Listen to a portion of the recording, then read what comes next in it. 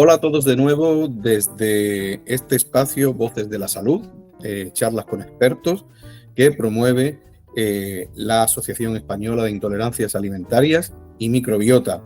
Hoy tenemos un invitado con nosotros, un invitado de lujo. Él es Jesús Romero, él es neurólogo, presidente de la Sociedad Andaluza de Neurología, y digo que es un lujo tenerlo porque vamos a hablar de un tema súper importante y lo vamos a hacer con uno de los expertos, de los mayores expertos que hay en España sobre este tema. Vamos a hablar del eje intestino-cerebro, que creo que es un tema súper interesante y que tanto tiene que ver con todas nuestras patologías, las patologías que sufrimos, bueno, pues todos los asociados de nuestra entidad, en mayor o menor medida, pero siempre lo sufrimos. Jesús, muy buenas, bienvenido a esta charla Voces de la Salud. Y vamos a empezar hablando del eje intestino-cerebro, bueno, sabiendo qué es el eje intestino-cerebro. ¿De qué estamos hablando? Bueno, yo en primer lugar, muchas gracias por la invitación, por permitirme asomarme a vuestro programa y a vuestra asociación, ¿no? Entonces, bueno, pues Francis me propuso una entrevista, pues yo, pues estuvimos hablando y para mí es un honor poder estar aquí y, bueno, y que podamos discutir sobre algunos conceptos, ¿no? El tema en este caso es la vinculación del eje intestino y cerebro, ¿no? Y podríamos definir el eje intestino-cerebro como un sistema de comunicación bidireccional, ¿no? Entre el tracto gastrointestinal y el sistema nervioso central. En este eje incluye el sistema nervioso entérico, es decir, el sistema nervioso que envuelve al tubo digestivo, el sistema nervioso autónomo, el sistema nervioso neuroendocrino, los sistemas neuroinmunitarios, el eje y otras estructuras ya más superiores como el eje hipotalámico hipofisario suprarrenal, también el propio nervio vago y la propia microbiota intestinal, ¿no? En este caso, pues se ha demostrado, y esto son evidencia con un cuerpo de doctrina cada vez más creciente, que la microbiota intestinal desempeña un papel crucial en esa comunicación entre el intestino y el cerebro. Y se ha acuñado pues ese eje, ¿no? Microbiota intestino-cerebro para referirse a la interacción las últimas evidencias pues sugieren que este eje es muy importante para mantener la homeostasis, ¿no? Es decir, homeostasis referimos el equilibrio y que regula pues a través de todo este tipo de sistema neurológico, endocrino, inmunitario y metabólico, ¿no? Realmente el ser humano que está constituido por órganos, por sistemas, pero se ve que hay mucha relación entre todo y el sistema nervioso pues realmente al final es el director de orquesta, ¿no? Con sistemas sensoriales para percibir y sistemas efectores para mandar, ¿no? Y todo, y nos relacionamos ya solo con los sentidos, con la vista, con el oído, con el tacto, con el exterior, pero es nuestra microbiota, esa puerta de entrada a los nutrientes que es lo que nos alimenta y lo que nos permite hacer pues, todas nuestras funciones, ¿no? En ese sentido, Jesús, ¿cómo funciona? Es decir, para que nos entendamos, ¿cómo es la comunicación? ¿Cómo se produce ese intercambio de información? Bueno, esa comunicación son diferentes señales, ¿no? Las que tienen lugar o las que participan. Hay una comunicación física, pero también bioquímica entre el tracto gastrointestinal y el sistema nervioso central, y se involucran algunos sistemas fisiológicos y entre ellas la microbiota, ¿no? Son a través de diferentes vías neuronales, endocrinas, inmunitarias y metabólicas, ¿no? Es decir, el entorno manda diferentes señales al cerebro que tiene que traducir, incorporar, es decir, esas señales, pues volviendo a la analogía de los sentidos, no lo mismo la emisión del sonido que la visión, ¿no? Que son vías, interacciones, neurotransmisores que perciben y nos hacen conscientes de lo que sucede en nuestro entorno, ¿no? Es decir, no tenemos una conciencia clara, ¿no? Es decir, son estructuras neuronales que son bueno, como el sistema nervioso autónomo, no somos conscientes y a veces no podemos dominar o incidir sobre ella, no podemos subir nuestra tensión arterial o nuestra frecuencia cardíaca de manera consciente como podemos parpadear, ¿no? Pero ahí están, ¿no? Bueno, y lo que estamos aprendiendo de que tiene importancia en la salud y en la enfermedad, ¿no? Ese equilibrio, esa comunicación. Precisamente me gustaría hablar ahora de la importancia que tiene en la práctica clínica, cuando tú ves a un paciente, llega un paciente a tu consulta, Jesús, ¿qué importancia se le da a ese eje intestino-cerebro? Que vemos que hay mucha literatura y hay mucha evidencia científica sobre la importancia que tiene, pero aparentemente no se le da tal importancia en la consulta, ¿no? Pues sí, quizás deberíamos sofisticar más la entrevista a nuestros pacientes en el contexto habitual de preguntas que hacemos, porque al final el trabajo que hacemos en la consulta o lo que hace un médico o un neurólogo es parecido a lo que tú haces, preguntar y intentar dirigir preguntas para obtener información y hacer pues, ya una parte de investigación y te vale del método científico de tecnología para comprobar esas hipótesis y darle un diagnóstico y proponer un tratamiento adecuado, ¿no? Eh, Lamentablemente somos muy resultadistas o concretistas, pero hay cosas que no preguntamos en consulta y a veces, pues, por ejemplo, no se suele hablar del sueño, ¿no? De cómo dormimos. Tampoco solemos, ¿no? Preguntar sobre la actividad sexual de nuestros pacientes, ¿no? Es como, si me lo cuenta, pues lo abordo, pero si no, no, a no ser que sea una consulta estricta de sexología, ¿no?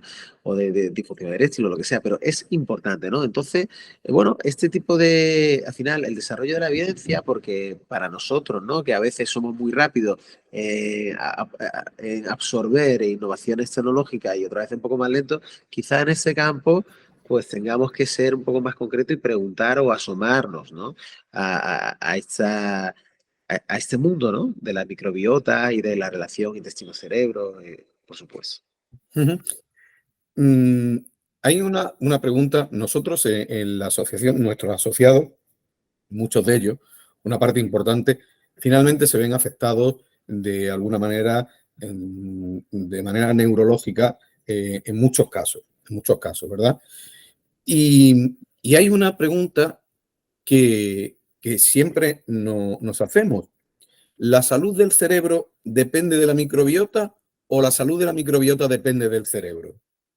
No sé si me entienden la Bueno, pregunta. sí, sí, entiendo. Es decir, a veces suelen ser, cuando se hace esa pregunta, suele haber una respuesta bidireccional, ¿no? Pero parece que es más que la salud del cerebro depende de la microbiota intestinal, ¿no? Es decir, depende de lo que entra, depende de nuestros inputs, de lo que recibimos, ¿no?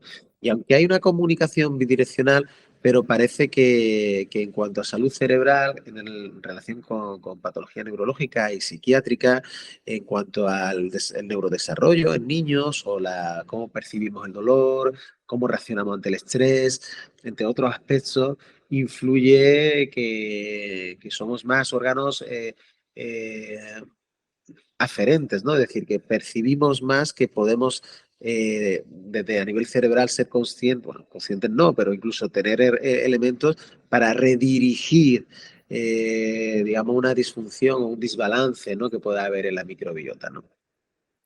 En este sentido, Jesús, ahora hay un montón de profesionales que están, bueno, poniendo, digamos, el punto de mira en el tema de la microbiota relacionado con diferentes enfermedades, como el Alzheimer, en fin, cosas que tú seguro que tratas en tu consulta con asiduidad. Mm, esos pacientes, o sea, ¿qué consejo le darías o qué les dirías si puede ayudar en algún modo el balancear la microbiota para mejorar los síntomas de alguna enfermedad? No sé si hay algún estudio sobre eso, si hay algo descrito sobre el tema. Fíjate que en el caso de Alzheimer es tan complejo la enfermedad, es decir, sabemos muchas cosas de la patogenia, de lo que sucede en un cerebro que comienza a lesionarse porque se desarrolla esta enfermedad, pero hay otros factores que no conocemos, ¿no? Y es tan multifactorial, suceden tantos cambios anómalos por depósito de proteínas que son indisolubles y hacen que el ambiente del entorno de la neurona no sea bueno y haya neurodegeneración y haya atrofia, otra serie de cambios, que buscar una solución determinista, pues no es tan claro, ¿no? Es decir, hemos aprendido no hace mucho que, por ejemplo, en la enfermedad de Parkinson se produce como un cambio en la propia sudoración, que incluso hay algunos animales, algunos perros que son capaces de percibir qué pacientes tienen Parkinson, ¿no? Por según, digamos, esas feromonas que se emiten que han cambiado, ¿no? Eh, Esto yo creo que cambia. Evidentemente habrá cambios, pero así tan concreto que podamos definir. En la enfermedad de Alzheimer sucede esto en relación con la microbiota o al revés. Yo si hago este predominio o hago un desbalance a favor de lo que sea, puede mejorar. No estamos a día de hoy, pero seguro que en los próximos tiempos sí van a venir, ¿no? Es decir, concreción para esto, ¿no? Es muy importante y con eso digo que el movimiento de asociacionismo son los que muchas veces nos empujan a las sociedades, por supuesto a los políticos, pero a las sociedades científicas a hablar de una realidad o una nueva realidad no conocida o no organizada. Y sobre eso, bueno, pues yo lo recuerdo, la primera vez que fui consciente fue hace bastantes años, digo, 12 años en esclerosis múltiple, ¿no? La relación entre intestino y enfermedad inflamatoria del sistema nervioso central, cómo podía influir, cómo podíamos cambiar, ¿no? Bueno, es poner el foco, ¿no? Decir, en esto y desarrollar un cuerpo de evidencia científica que realmente aporte certeza, ¿no? A la hora de que podamos recomendar, por supuesto, investigar o tratar, ¿no? Por esto quiero también preguntarte por la asociación o la entidad que preside. En esta entidad, no sé si habéis hecho algún bloque temático, habéis hablado, se ha hablado del tema de la microbiota, de la importancia de la microbiota en, en la salud del cerebro y bueno, del cuerpo en general. ¿Habéis hablado de esto? ¿Se comenta, se dice, hay estudios, hay investigaciones? ¿Promovéis algún tipo de actividad en este sentido? Bueno, pues yo tuve la oportunidad de dirigir y de organizar el último Congreso Andaluz de Neurología que se celebró en Marbella, con unos 300 trabajos, 250 asistentes, ponentes internacionales. Y bueno, la verdad es que se hablan de tantos temas, de Parkinson, ictus, Alzheimer, epilepsia, esclerosis múltiple, ¿no?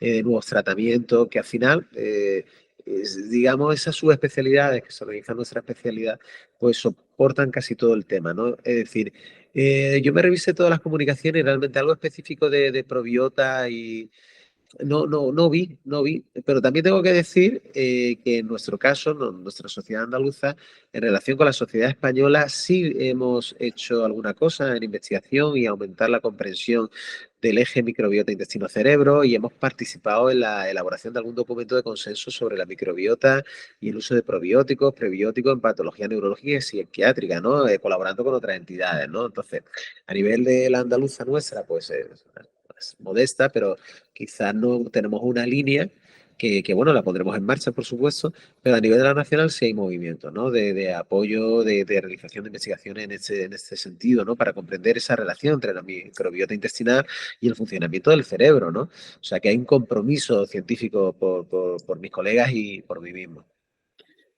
Jesús, lo has nombrado tú, entre lo que has dicho, has nombrado a los políticos. Y los políticos para nosotros, en concreto, tienen mucha importancia. ¿Por qué? Porque eh, mm, tener visibilidad para la Asociación Española de Intolerancia Alimentaria y Microbiota es fundamental. O sea, el llegar a que todo el mundo sepa, conozca nuestras patologías, cómo las sufrimos, cómo las vivimos, es importante, pero el siguiente escalón, o yo creo que es el más importante, es el de la salud pública. Tú trabajas en un hospital público y, y esto a diario nosotros los pacientes tenemos que lidiar con muchas veces la incomprensión, la falta de información, la falta de evidencias científicas que nos dicen que hay en un montón de cosas y tenemos que buscar otros caminos alternativos. Esto, ¿tú crees que puede tener solución? Y presidiendo la sociedad que preside y trabajando en un ente público, a ver, porque nosotros necesitamos de que los médicos nos entiendan y entiendan, hablen el mismo lenguaje que hablamos nosotros. Mira, ¿sabes qué pasa? Que, bueno, yo trabajo yo en la administración pública, yo tengo mi plaza en el Regional de Málaga, aunque también soy jefe de Quirón, Málaga y Marbella, y tengo una clínica en Melilla, ¿no? Conozco el mundo público y el mundo privado, lo conozco muy bien, las cosas buenas de cada uno, ¿no? Es decir, este tipo de cuerpo, de nueva doctrina, tiene que también la actividad privada, tiene que, a veces más sensible porque es más rápida, ¿no? Entiendo que muchas veces con lo que pasa en la pública, es decir, hay tanta saturación o tanta demanda, y al final, eh, resuelve problemas iniciales que son cruciales de toma de decisión. Te quiero decir, evidentemente, si hay un cuerpo que demuestra que el cuidado de la microbiota sirve para prevenir el ictus dentro de 10 años, pues ahí habrá mucho foco, ¿no? Pero hasta que eso no se elabore, o se consiga, o se vea si es posible o no, o si es real, pues la gente, pues ya el ictus, de la gente que tiene un ictus, te consume muchos recursos del hospital. La gente que tiene, digo en mi especialidad, por ejemplo, o en cardiología, o insuficiencia cardíaca descompensada, o cardiopatía isquémica con infarto de miocardio, sabes, como que no hay tiempo, lamentablemente es así, es lo que hablaba, ¿no? Que a veces nos preguntamos, no ponemos ese foco en algo que es real y que existe, ¿no? Pasa a veces, por ejemplo, cuando veíamos los pacientes, y esto lo que estamos aprendiendo en medicina y en neurología es que no tenemos que ir siempre a lo más precoz, a cuando uno está mejor o no, o cuando uno puede tomar decisiones. Por ejemplo, antes veíamos la consulta de demencia, pacientes con Alzheimer, que ya estaban muy avanzados, ¿no? Es decir, que ya tenían síntomas y que ahora no, ahora nos interesa ver los pacientes más precoces, incluso pacientes presintomáticos que tienen la enfermedad antes de desarrollar los síntomas. Nos interesa eso, ¿no? Es decir, ¿qué toma de decisión que puedo hacer yo por mi cuerpo, por mi vida? A la hora de si necesito un tratamiento o no, o recomendaciones de estilo de vida, pues para mejorar, para evitar o para esquivar una condición desafortunada, ¿no? Pero evidentemente, bueno, pues bueno, yo creo que comprender y promover un microbioma saludable, pues puede tener un impacto significativo en la salud pública, indudablemente, ¿no? Desde el punto de vista preventivo de enfermedades crónicas hasta el tratamiento específico de afecciones puntuales, ¿no? O sea que es una asignatura pendiente, evidentemente, tal como se plantea. La verdad es que nosotros, en ese sentido, eh, tenemos muchos problemas de comunicación con muchos profesionales. Ahora han aflorado un montón de profesionales, los psiconeuroinmunólogos.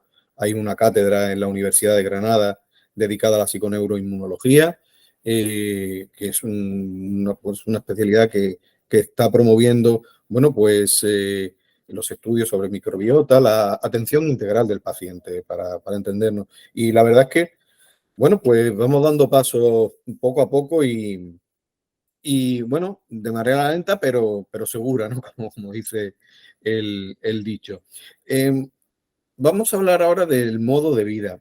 Jesús, el siglo XXI nos ha traído cosas buenísimas. Por ejemplo, esta entrevista que estamos teniendo a través de Internet, estas cosas tan maravillosas que nos da la tecnología.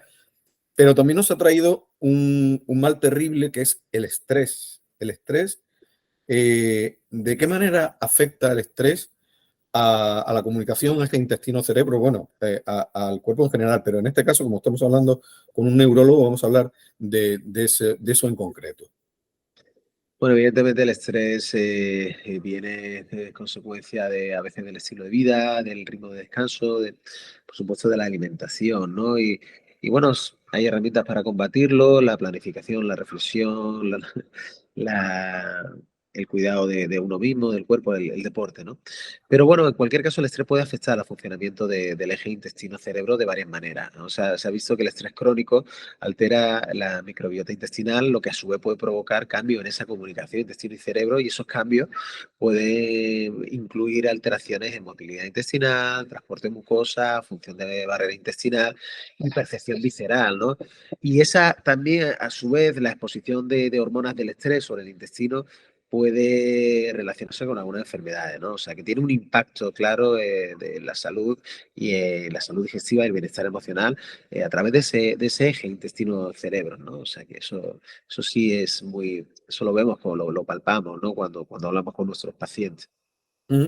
Eh, También me quiero referir, cuando se sienta un paciente delante tuya, Jesús, eh, si tú tienes que hacerle, como somos lo que comemos, eso también es otro dicho, somos lo que comemos.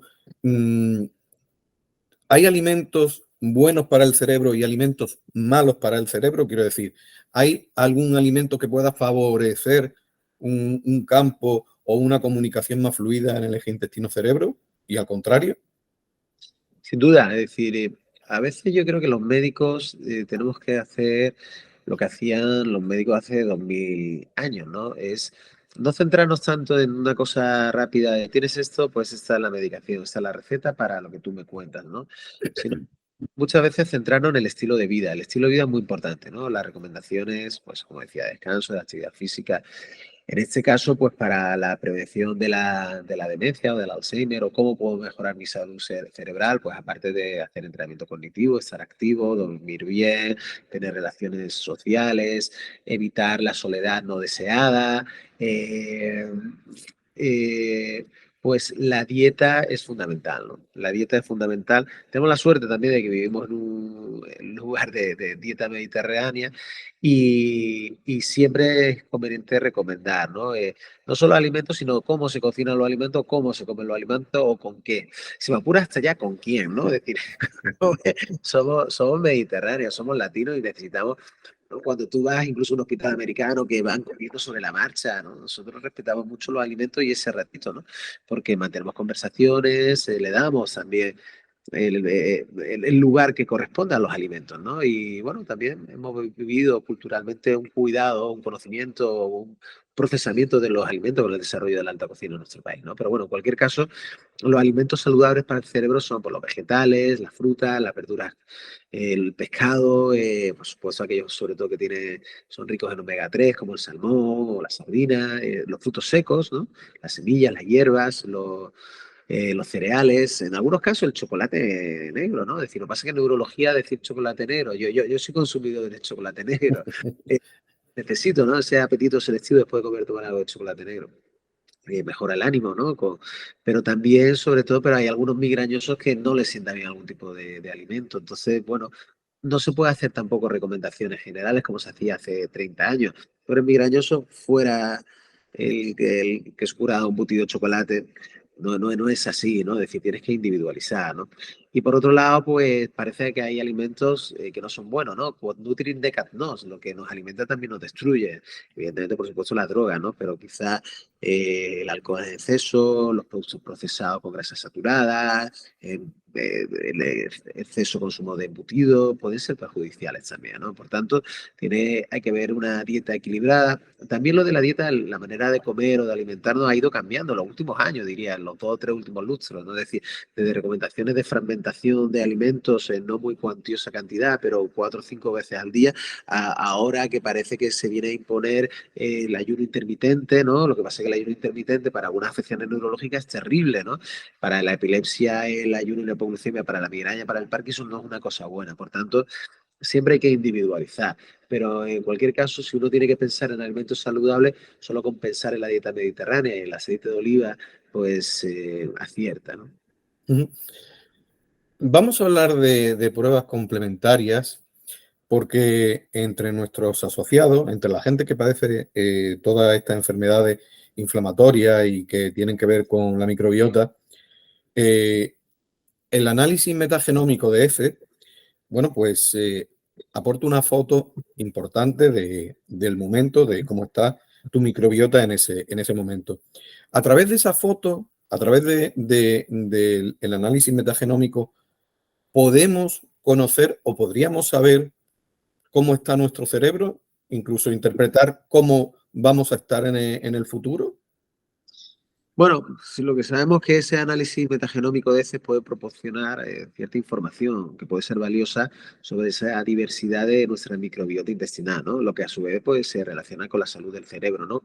Posiblemente relacionemos patrones de presencia de microbiota con situaciones, ¿no? O patrones desafortunados con alguna enfermedad o con algunos estados de ánimo, ¿no? Este tipo puede darnos también qué tipo de función cumple esa microbiota. Y hay algunos estudios que han demostrado esa influencia, ¿no? De la microbiota intestinal en la salud mental y el comportamiento, ¿no? Y por eso esa relación microbiota intestino-cerebro. Bueno, también es tan diversa la microbiota en algunos casos y tan diversa la patología neurológica o psiquiátrica que recomendaciones directas todavía no puedan darse hasta que no haya más cuerpo de evidencia, ¿no? Es decir, eh, por ejemplo, otra analogía, por encima de 126 miligramos por decilitro de glucemia es diabetes, ¿no? Cuando está el azúcar alto, eso es relaciones directas muy claras, ¿no? pues posiblemente en el futuro hay un patrón que tú puedas hacer un análisis de este tipo de heces y que nos den respuesta o incluso nos ayuden a hacer individualizar el tratamiento farmacológico, ¿no? Que es una cosa que nos encanta, que viene, que es la terapia individualizada, ¿no? La medicina de precisión. Y para ello, pues nuestra barrera, nuestro primer paso de absorción de alimentos o de medicamentos, pues es importante conocerla, ¿no? Hay un cuerpo también que tiene que ampliar su volumen de evidencia pues, para hacer recomendaciones, pero bueno, yo creo que el futuro va a ir por aquí también. Sí, de eso te iba a preguntar, Jesús, porque el CSIC, lo voy a leer porque lo tengo por aquí anotado, publicaba en marzo un artículo que ponía como titular: el equipo de la investigadora Yolanda Sanz ha patentado una bacteria intestinal licenciada a biotecnología francesa NLC Therapeutics que podría aplicarse en el tratamiento de la depresión y la ansiedad. ¿El futuro pasa por una terapéutica basada en los microorganismos, en la modulación de la microbiota? Bueno, pues no lo sé, posiblemente de manera no única, sino que la depresión es algo tan extendido, tan frecuente y en ocasiones tan difícil de tratar que cualquier ayuda o cualquier conocimiento nuevo, bueno, será, ¿no? Es decir, hoy en día, para tratar la depresión, independientemente también de recomendaciones de estilo de vida, de psicoterapia, es intentar neuromodular, ¿no? Neuromodulamos con fármacos, ¿no? Con antidepresivos de una u otra acción. También neuromodulamos con estimulación magnética transcranial repetitiva, lo hacemos en Quirón Málaga, ¿no? Con campos magnéticos intentar orquestar algunas neuronas que no están funcionando bien. Pero posiblemente podamos neuromodular desde el punto de vista periférico a través de mejorar la microbiota. Pues posiblemente seguro que sí, ¿no? Entonces sea una herramienta más en nuestro arsenal terapéutico que podamos usar, ¿no? En nuestros pacientes, ¿no? En este artículo, bueno, pues se menciona que puede aplicarse, ¿no? El tratamiento de la depresión y la ansiedad y es una sugerencia, ¿no? No es la panacea, como toda la vida, siempre hay que ser muy prudente, ¿no? Y bueno, pero lo que sí sirve es para poner en relación ese eje, ¿no? Del que estamos hablando, intestino y cerebro, y cómo la relación saludable puede influir o en la salud mental, ¿no? O en la enfermedad psiquiátrica, ¿no? Entonces, bueno, pues este equilibrio hay que mantenerlo y sobre todo conocer el impacto y cómo poder mejorarlo en el caso de que aparezca una disbiosis o cualquier otra patología. Pues, entonces, estamos de acuerdo que un desequilibrio en la microbiota, que muchos padecemos, puede tener un impacto directo en la salud de nuestro cerebro. Sí, sí, hombre, eso es lo que viene a arrojar, ¿no? Algunas investigaciones, ¿no? Es decir, que no tener un buen equilibrio pues puede ponernos más en riesgo, ¿no? O ser un factor para ansiedad, depresión, dolor crónico, ¿no? Aumento de la percepción de estrés o todo ese tipo de cosas. Ujú. O sea que llegando a modularla, llegando a curar, llegando a un equilibrio, podemos hacer desaparecer algunas patologías. O Bueno, no. Eso ya es mucha, no, mucha no, tela. lo digo al revés, ¿no? Es decir, posiblemente, seguro, no lo sé, pero hay pacientes con depresión y con depresión refractaria que no tienen patología o microbiota aparente o conocida, ¿no? ¿Sabes? Entonces, es decir, que aquellos que la tienen posiblemente reaccionen peor cuando viene una enfermedad o pues, posiblemente, ¿no? Es decir, porque todo al final, una de las cosas es un poco el mensaje de esta entrevista es que todo está conectado, ¿no? Es decir, somos conscientes con nuestro cerebro, pero nos influye todo, nuestra vivencia, los inputs que tenemos sensoriales, y ese pensamiento pues también influye nuestras horas de descanso, lo que comemos o cómo absorbemos los alimentos, o nuestra barrera, ¿no? De microbiota que se relaciona con nosotros, con el sistema nervioso autónomo, ¿no? Entonces, pues es un todo, ¿no? Que aparezca algo que sea tan determinante es difícil, ¿no? Porque hay muchas interacciones, pero que hay que poner el foco y reflexionar hasta dónde puedo llegar yo para decidir cambiar para mejorar la salud o proteger para evitar enfermedad, es un poco lo que las investigaciones tienen que ir por ahí, ¿no? Ujú. En el Hospital Virgen de la Macarena, en Sevilla, hay una unidad, se creó una unidad de medicina integrativa en el que participan médicos de diferentes especialidades y que valoran al paciente de manera integral, ¿verdad? Viéndolo desde muchos puntos de vista. Tú llevas un montón de años trabajando en la sanidad pública, en la privada, en fin, tienes una experiencia contrastada en todo este ámbito. ¿Tú ves eso como algo de ciencia ficción? ¿Puede ser realidad bueno, a medio plazo en los hospitales públicos de España o no? Bueno, a veces, ¿sabes qué pasa? A veces cuando hay unidades avanzadas, inicialmente es difícil que haya una generalización rápida, ¿no? Es decir, no está mal que haya polarización de conocimiento, también depende de varios factores, también del interés de los profesionales o profesionales que estén más motivados, o haya médicos que tengan disbiosis, que profundicen en su campo y quieran organizarse en equipos multidisciplinares y que se propongan recursos. Habitualmente, pues, por ejemplo, por un ejemplo también con mi especialidad, enfermedad de Parkinson se ve en todos los hospitales públicos y privados porque es una enfermedad muy frecuente. Ahora bien, unidades avanzadas donde se hacen terapias avanzadas, pues no debe de haber en todos los hospitales, sino lo hay en sitios muy concretos que tienen una experiencia muy contrastada de casos tratados, ¿no? Es decir, no puede haberlo todo en todos los sitios posiblemente, desde el punto de vista político también y económico, ¿no? Pero la terapia individualizada, medicina integral, medicina centrada en el paciente, farmacogenómica, eh, todo que sume y para conocer eso seguro que lo va a ver y cristalizará, ¿no? En unidades de excelencia que puedan atender, pues, pacientes que no vayan muy bien. Y después a partir de ahí generalizar recomendaciones, estilo de vida, en tratamientos, ¿no? Y en conocer un poco más y asomarnos, ¿no? Es un poco lo que decíamos en la pregunta. Es decir, pues posiblemente yo no pregunte de manera tan directa, ¿no? A no ser, pero sí estoy percibiendo que cada vez los pacientes te lo cuentan más. Te lo cuentan más porque es una preocupación de una realidad, ¿no? Que ellos ven, porque además, sobre todo, pues porque te lo cuentan, ¿no? Decir, pues mire, yo tenía eso y quité varios alimentos de mi, de mi dieta y estoy mejor, ya no solo desde el punto de vista digestivo, sino mi estado de ánimo es mejor, mi nivel de energía es mejor. Claro, tú tomas nota y dices, bueno, pues eso te cuenta el problema y la solución al paciente en muchas ocasiones, ¿no? Y es relevante y eso es real, ¿no? Porque lo ves diariamente. O sea que bueno, podemos decir que no estamos locos. Ahora, Todos los- pero posiblemente, si no uno cuida eso, influye en el estado de ánimo. No, lo digo porque es verdad que hay muchos pacientes, muchos asociados que nos hacen llegar pues, mensajes realmente conmovedores en el sentido de que no me siento escuchado, voy al médico, me atiende 5 minutos, no me pregunta nada, me da 4 fármacos y me tengo que ir para casa y no he escuchado. Y entonces, bueno, y algunos que dicen bueno, que le mandan al psiquiatra directamente porque dice, mira, tú tienes un problema tal. Y bueno, o sea que por eso decías que no estamos locos, porque es verdad que lo que necesitamos es que se nos escuche. Esa es un poco la conclusión. Y bueno, y para eso yo creo que a nivel organizativo, asociacionista, tiene mucho éxito en medicina, de verdad, y en nuestro país. Yo me alegro de que tú estés y que tenga mucha gente detrás y bueno, y nos iremos viendo, ¿no? Y nos iremos viendo y que tenéis en mí un aliado. Pues Jesús, yo te lo agradezco porque son muchas las personas que nos ven, que nos siguen y que necesitan mensajes como el tuyo.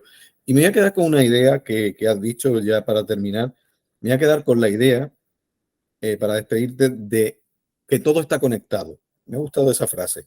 ¿Verdad? Todo está conectado. Y es verdad que nosotros lo vemos cada día con nuestros pacientes, o sea, nuestros asociados, que son pacientes como todos, desde la directiva hasta el último usuario de la asociación, todos somos afectados, ¿no?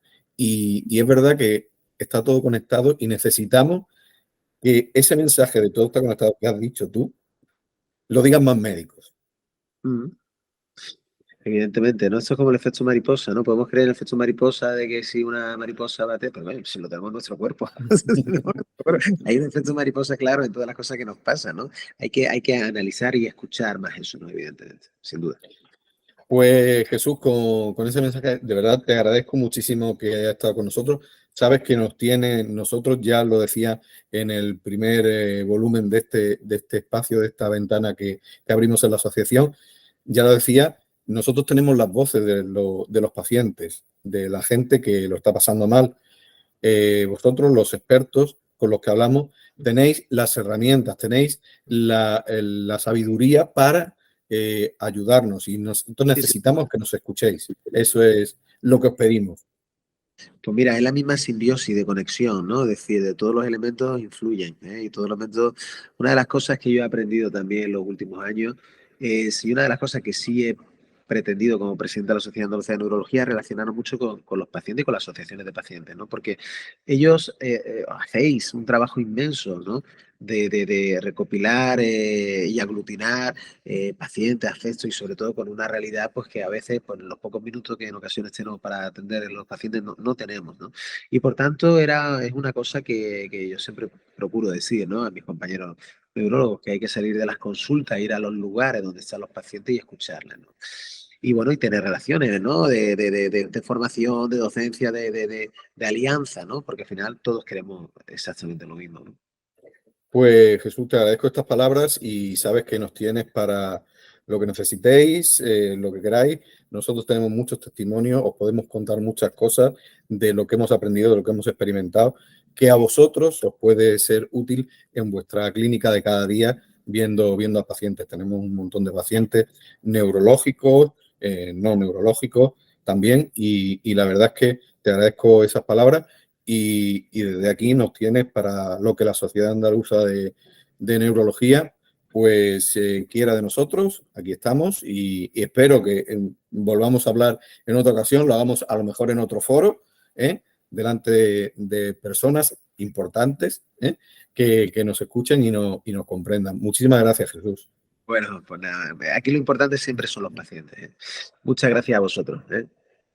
Pues lo dicho, ahí tenían a Jesús Romero Imbroda, neurólogo, uno de los mayores expertos que hay en neurología en nuestro país.